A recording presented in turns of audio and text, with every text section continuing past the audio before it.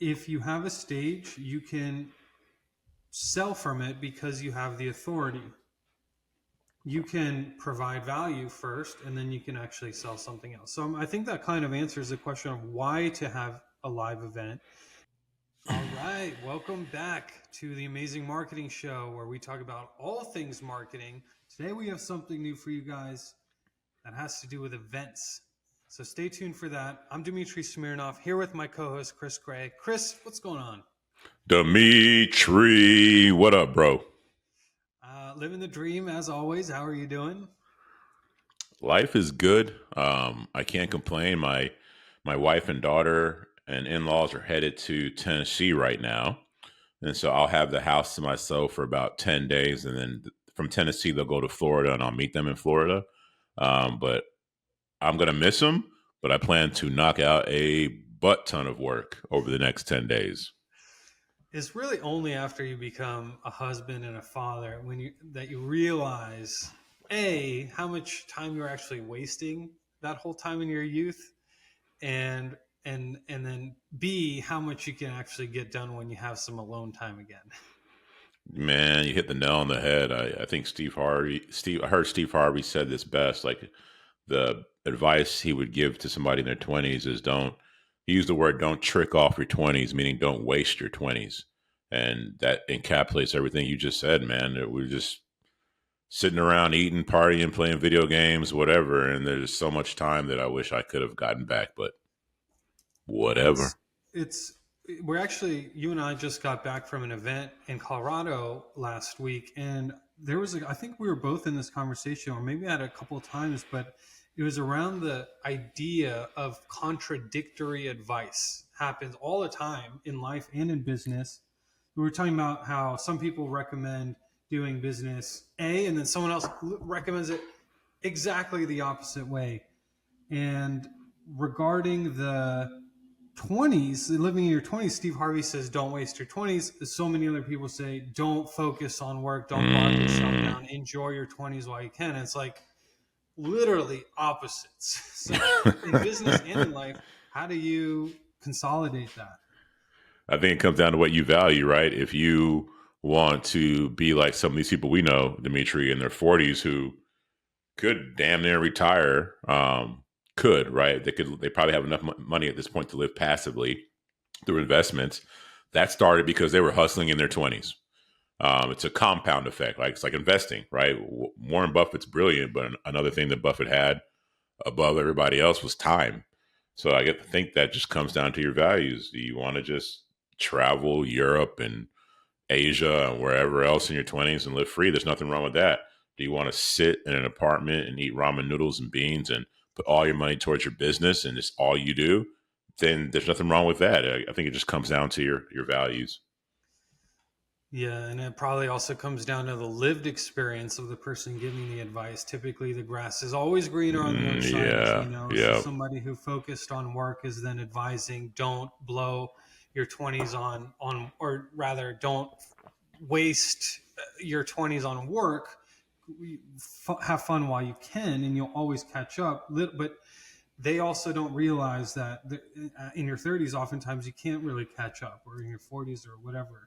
And then the person who enjoyed their 20s, they're like, oh, had a great time, but now they're struggling. And then they're giving the advice.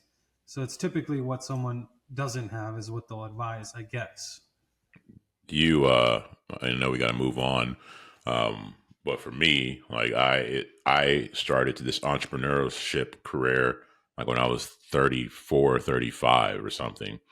Um, and I look back and I wish I would have gotten started earlier because there's some people that I will likely not catch or at least from a net worth perspective, simply because of their compound effect. They just got started earlier. It's like jujitsu. I am never going to beat my coach. My coach has been rolling or doing jujitsu since he was 7. I started when I was 34, 33 or 34. Like, no. Well, yeah, somewhere around there. I'm not going to beat him. You know what I mean? And it's kind of the same thing with business. If somebody's been doing it since they were 18 or 16 or something, there's going to be some lessons they learn that I'm just not. They have way more time on task. That is definitely an advantage to start early. And one thing I hope you don't mind me sharing that you shared with me offline was that you are teaching your daughter how to provide value at a young age where there's real money involved. And I think that's such a smart idea to start the kids early, just like the same way as in jujitsu and anything, thinking about money and thinking about how to actually provide value, because ultimately that's what we're doing as entrepreneurs. Yeah, man. I appreciate that. And you're 100% correct. Just showing somebody how to provide value as opposed to trade your time for money. Two big differences right there. Maybe it's something we can even do an episode on one day if we get the request from you guys. So please keep sending the comments. Actually, we've gotten a few comments lately that we've enjoyed quite a bit. There is, in particular, there was a post that we put out. We were discussing on a podcast about Ben and Jerry's and cancellations, and we had some spicy comments. We do appreciate that. I wonder for you though, for y'all who didn't watch it, we're basically talking about the woke movement and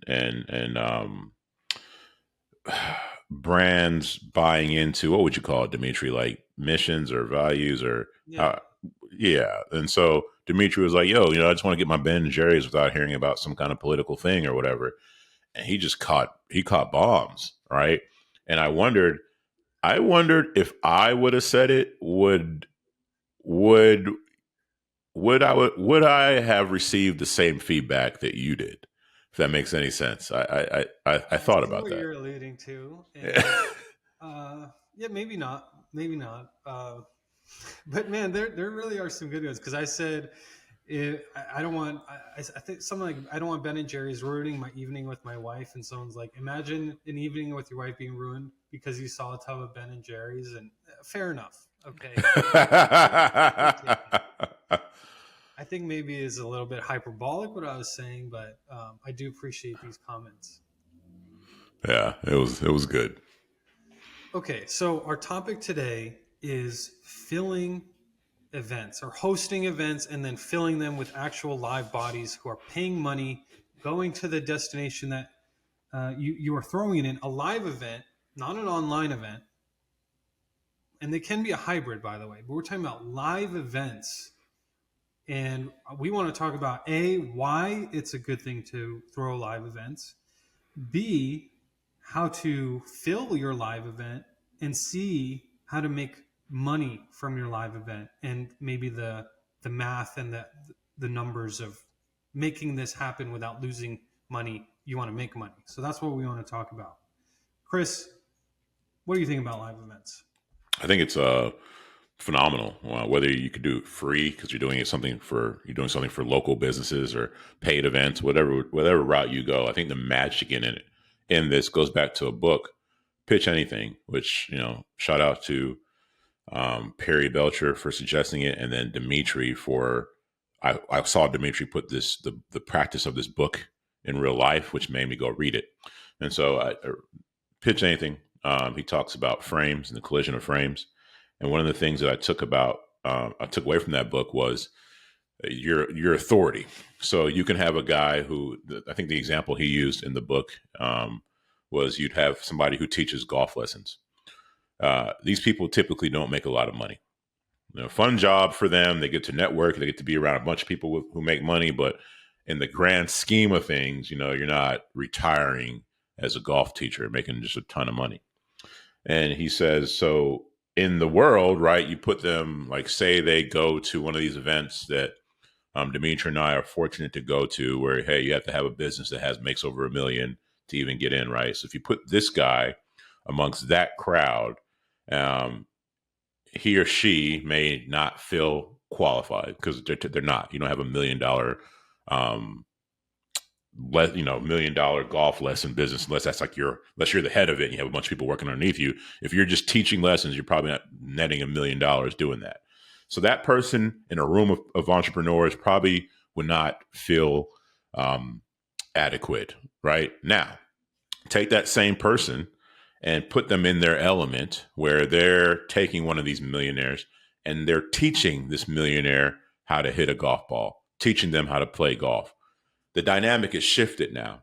So this millionaire person has all this power in their real life or whatever it is, but now under this context where you're here to learn about golf, you are the millionaire as a student. The golf teacher now has the authority. You're in your lane for that hour, that 2 hours. You have power. I think that same thing happens when you get on stage or have a live event. Regardless of what's happening in outside in your life, whatever it is, if people come to an event that's led by you, whether it's you talking or you quarterbacking it and having different speakers, you now have this authority that you're given. And with that authority, as cheesy as it might sound, comes some responsibility.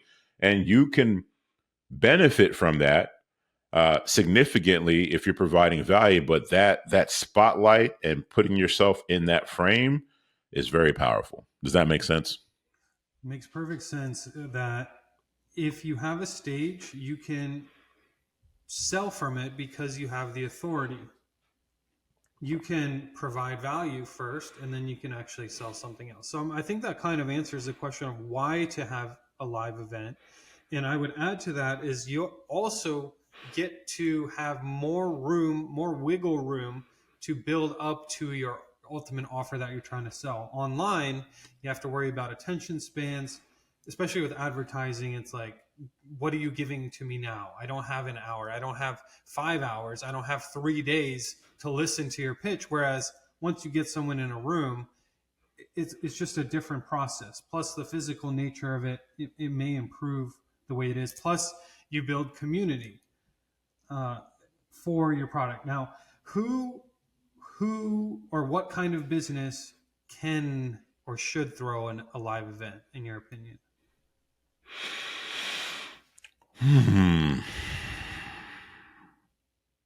I think, man, that's a really good question, Dmitri. I didn't see that. That's a really, really good question. I think that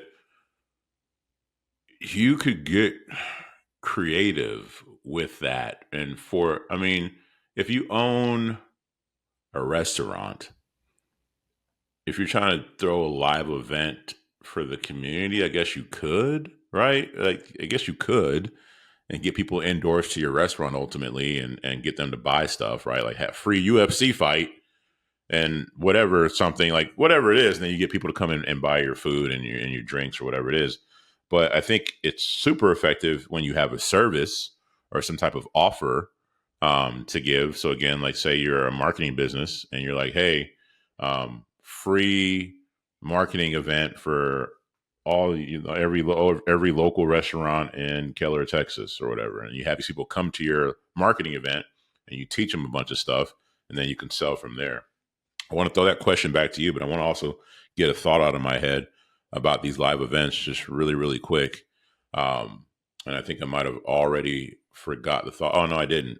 Another beauty to these live events that you're saying, if you have a business where you can throw it, is that, and I think Perry, again, referring back to Perry, what is it, like 7 hours you want people to spend with you? Something like that. If you can get people to consume 7 hours of your content. It's the whole thing where back in the dating world, if you're at a bar and you get a girl to follow you to 3 or 4 different spots within that bar, she's more likely to leave with you or give you her number or something. It's the same thing with marketing where you get 7 hours of them consuming your content. They're more likely to buy into you. If you go have a live event, it's 2 days. You get all your hours right there, which boosts your authority. So that's another benefit to it before I forget. But I want to throw that question back to you because that was one hell of a question, bro. Well, I'm glad that you mentioned Perry twice because we had a fun interaction with him at the event we were at. And just in short, he was explaining to us on a bus ride how everything in life is like the pimp game. And it was based on the book that he read. And we just had the best time because he was wearing these cowboy boots that were pimped out. And that's kind of how the whole conversation went. So any opportunity we ever get to just listen to him is an honor and Brilliant. and we laugh too.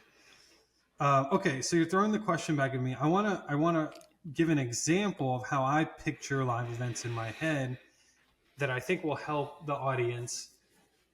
So picture a fundraising event. Typically it's like X dollars per plate and you show up to the event and all the money goes to charity of some sort. So let's say doesn't matter if it's $100 a plate or $10,000 a plate.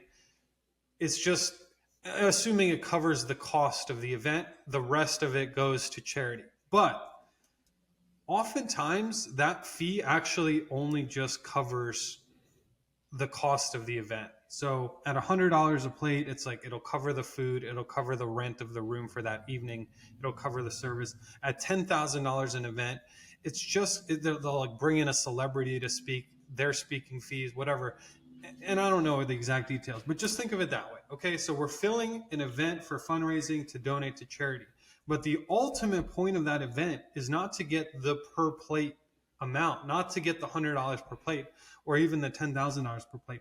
At those events, they are asking for more donation, and they're kind of turning it into a game. They're turning it into who can donate the most. They can do an auction. They can do a whatever system you end up. So if you end up doing 1,000 a plate, and you leave the whole thing with spending $10,000 because that was the event.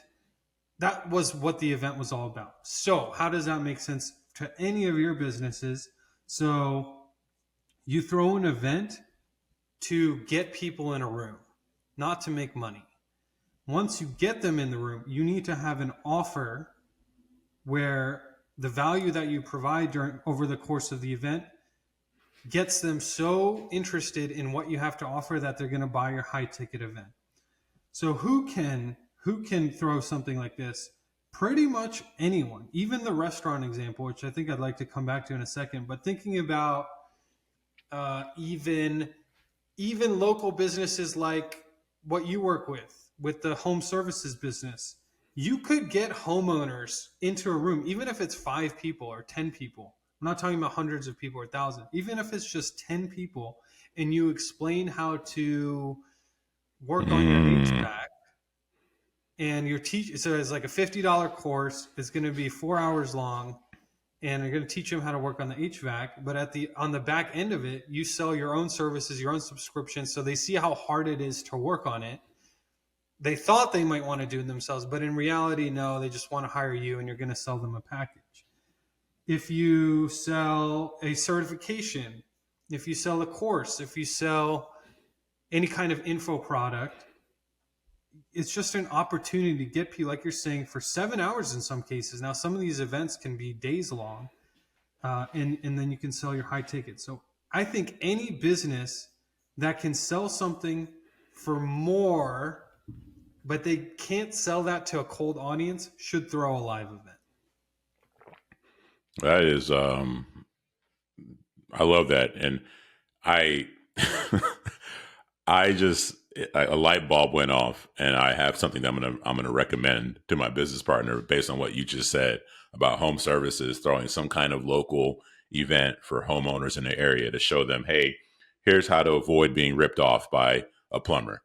Here are the 3 things they do, and come out, blah, blah, whatever it is, something like. But why not? Why not try and put something out there and see, hey, do people even sign up for this? If they sign up, cool, we throw it, even if it's like 5 homeowners who are whatever it is, whatever the minimum number is, why not try it? And so I like that a lot, and you just gave me an idea. I'm glad to hear that. These live events. Now, I've been involved from a marketing perspective, from a marketing side. I've been involved with filling both small and very big events. We filled an event a couple years ago for a client who was doing a high ticket certification, $21,000 per certification, and that client ended up selling $12 million in 2 days. Now, it's a whole process. This is like new customers who just show up to an event and then buy $12 million worth. No, but the principles of this are the same whether you're filling, I think, a room of 10, or just inviting people to your house, which we've heard a lot of people do now. That's an event. So whether you're a local business or you're a big business already, live events make sense. Is there anything else we want to touch on here before we go into how to fill that event? And we're talking about the why, correct? Still, just Why to make sure I'm. Yeah. I think that another benefit as to why you want to do this is, again, something we learned at the previous event we went to. We went to an event, right? We're coming back from one in Colorado. Was the emergence and importance of communities. And if you're throwing an event, the event's going to be centered around a theme. And there's going to be people who are like-minded because they're all in that same room. And when you have an event like that and you're talking about things you can sell, well, then the next logical thing is a community, right? You're at an event like this and you feel the energy. Okay, let's make it more personal and have a community. And there's things that are just ingrained in us when it comes to tribes and community. This is like a human behavior thing. And so you throw an event. I mean, you look at digital marketer, one of the biggest marketing leaders in the world. They had traffic and conversions, which today is still the biggest direct response marketing um, summit out there. And from there, they would have you come to this event, and then if you were qualified, they would sell you on their mastermind, which was a smaller community. And so when you have these live events of like-minded people, you can then pull the right members out of that event and put them in a community that will benefit them and the leader of that community. Uh, in today's world, that's such a cliche sentence. So forget I even said that. Services are getting more and more commoditized. That's just Yep. the fact of the matter. And all information is out there for everyone to get online for free. Pretty much all the information, unless it's extremely classified, is all out there. And people are buying not because you have better information, because you don't. People are buying because they like you, or they want to be a part of your community, or they like your community. And I think somebody mentioned was that community is kind of the future. If you don't have a community around your business, you have no business. So building the community alone, now it's probably not worth the cost of the event just to have some community. You got to sell something, you got to pay the bills, Yeah. but it's certainly a big part of an event. Now you were working with somebody who was looking at throwing an event, and they had some good ideas, but they had some gaps, and I think this leads into the how. And so I'm very interested in you identifying the how and then giving some specifics and gaps that you are able to share based on this recent experience. Yeah, I actually have the notes from that call, and so this client is an existing business that is already doing well, and they have a speaker who's relatively well known, or maybe very well known in that industry, who's been going to other people's events and getting clients that way. Now they want to throw their own event, and they're asking me what I think about it. So um, here's the here's what they're wanting to do. Okay, they have a list, they have a community already, and they want to feel part of the event that way, but they want to offer those tickets for free, which makes sense. Again, this is part of the community. This is, they're playing the long game. They want people who are already in to come. And also what that does is, and I saw this in the $12 million event too, is they actually had people who already bought, and part of their bonus was you get to come to this event for free, whereas everyone else had to pay. But because half the room came for free and already bought the thing, they end up marketing on your behalf. You're sitting next to someone who's Yeah. already bought it, and they're there, and they're talking about how they effectively have to talk about how great the thing they bought is, because now they're here. If they say it sucks, then it's like, well, why are you here? It's not congruent. So that's a really good idea, and I think everyone should try to get people who have already bought your thing at the event too. Mm. That's point number one. What do you think about that? I think that's brilliant. And you have your own cheerleaders in there, and what is it better? Is what's better for me to get on stage and say I'm awesome, or for somebody sitting at your table to tell you how awesome I am or how awesome this program is? Obviously, the latter. So I think that's brilliant. So this part is the how, and I know the third part we're going to talk about how do you make money off of it. But before we make money off of it, we got to talk about not losing money. So that's where I started thinking, and my question was, okay, what is your overall overhead for the event? How much is this event going to cost to put on, aside from the marketing cost of filling it, just the overhead of it? And they gave me a number. Let's say it's $100,000. Okay, so it's $100,000 to put it on. That's a really important number to know. And again, this is going to be a 300 or so, or maybe 250 to 350 person event. We're going to have to figure out a way to make the math work on this. If you're throwing a smaller event, it's not going to cost that much. You can throw an event for $500 if you wanted to, just like rent one room and be the guy presenting and order some pizzas. That's an event too, by the way. So don't think you have to spend 100 grand. Yep. But okay, so let's say it's 100 grand and we're trying to sell 300 tickets, and they're thinking about selling the tickets for $500 to $600. Let's just roughly say $500. That means $500 times 300 paying tickets is 150,000 in revenue.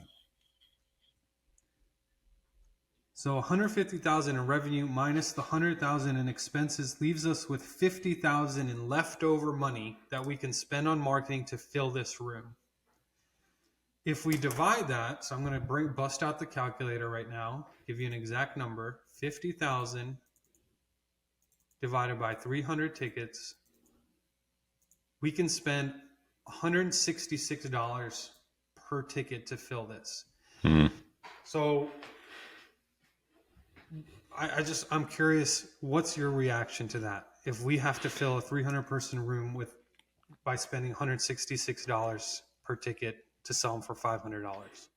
I'm going to actually throw that back to you in a second because I want to get meta on what just happened there. For those who are listening, some people might pick up on what Dmitri just did, but I was telling Dmitri prior to this call, we're in this game so long that I think we take some things that we do for granted.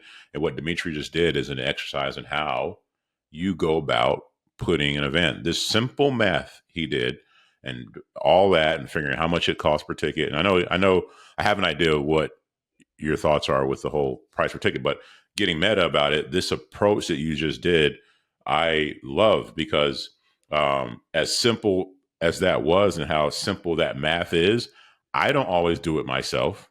But I do catch just this week, I was doing a simple math exercise like that with a client who wanted some ridiculous amount of calls a month compared to his marketing spend. So I said, hey, okay, here's your marketing spend. How much does it cost you how many calls do you want per day? How much do those calls cost you? Let's do the math. Okay, how much is that? That's 65 grand a month. You're spending $8,000 in marketing. You know what I mean? And so that exercise, just that exercise alone, I think is a lesson in and of itself. But I want to kick that question back to you, please. Okay. Firstly, the math kind of doesn't lie. Now, I'm a statistics major. I got a degree in statistics, and I'll be the first to tell you that in data and statistics, you can kind of eventually kind of make it say what you want if you pick out the right metrics and you ignore the other ones.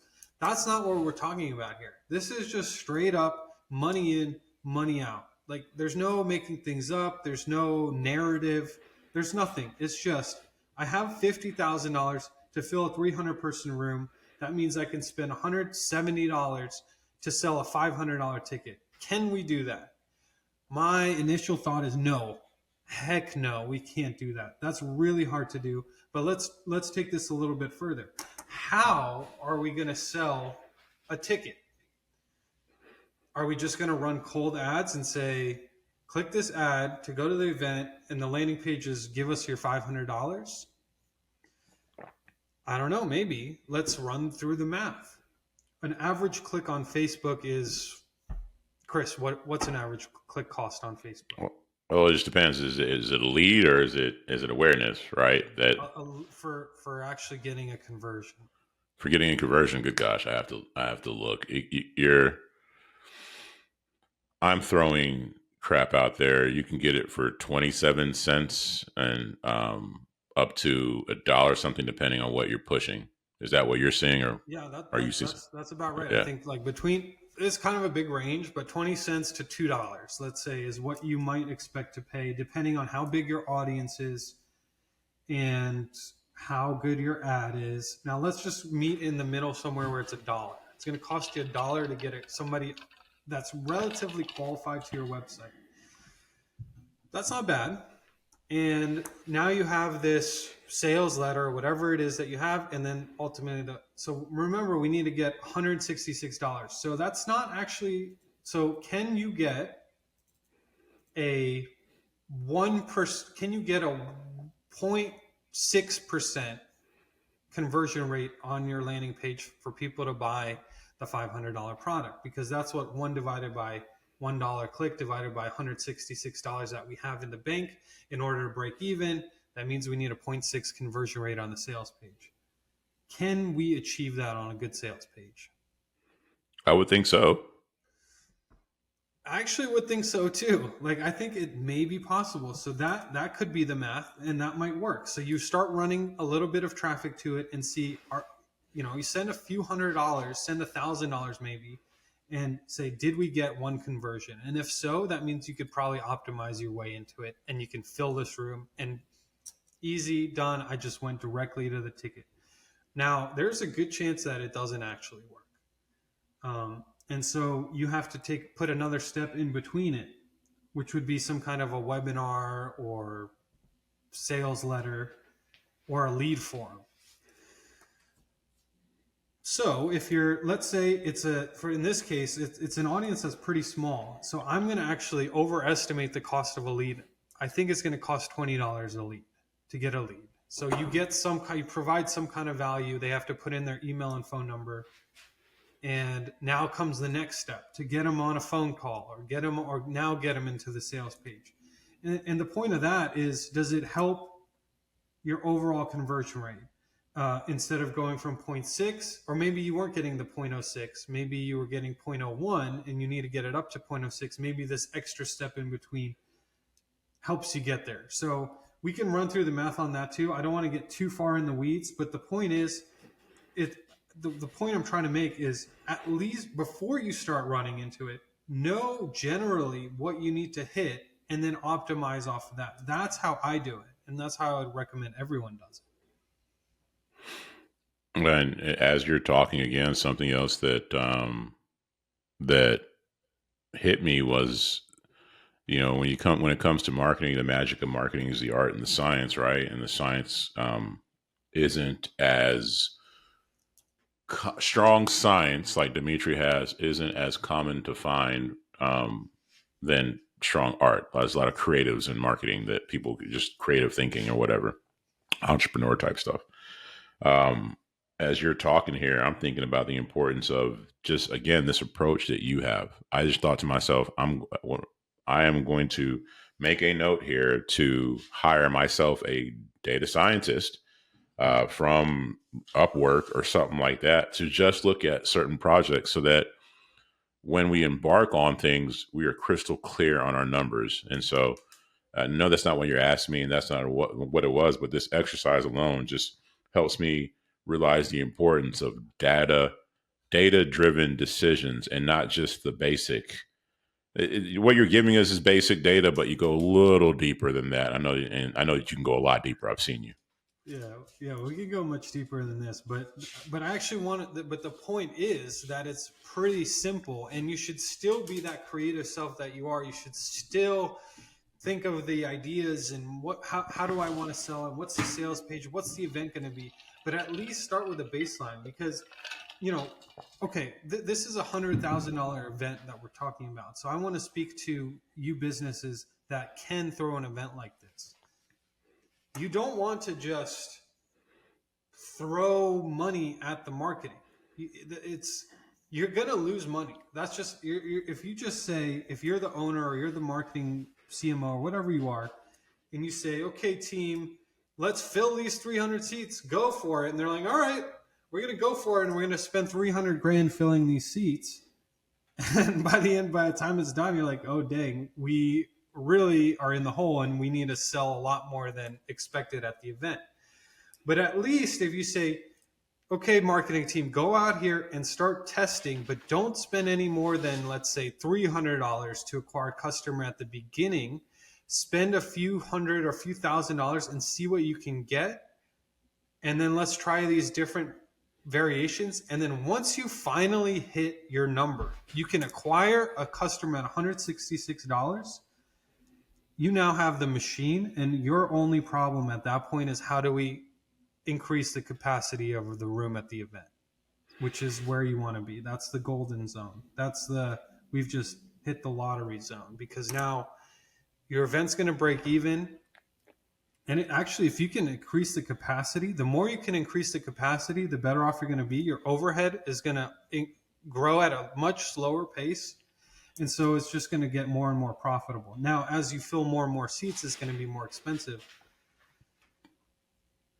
But this is just, it's good, prudent information to look at before you go on to these marketing journeys.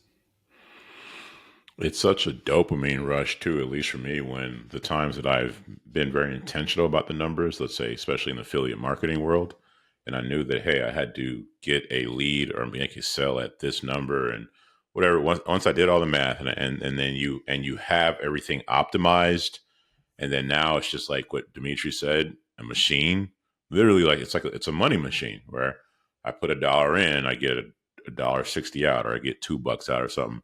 And there's something, this exhilarating dopamine rush about just when it's cranking and you have the system down and you're hitting that number and it's just boom, boom, boom, boom, boom, boom, boom. It's it's fun because you're making a bunch of money, but then it also it's freeing because you just know your stuff. Like you know what's happening. And so you're just like, hey, I'm just rinsing and repeating. There's something calm and exhilarating about that process once you get there. But to your point, you have to do the math and the optimization up front. And then there's it's just more reasons to throw a live event. It is a risk, but there's so much reward that comes with it because you filled your event. You can also have online people, and that becomes the hybrid situation where you have some people who attend, you have some people who are attending but online, and they're still paying full price, and you can have unlimited number of those. So even if you can't upgrade the amount of people you have in your room, or maybe your offer is only local specific, you can still have other people who may not buy that offer, but maybe you have something else to sell for the online group. So running a hybrid event is kind of the ultimate place to ascend to.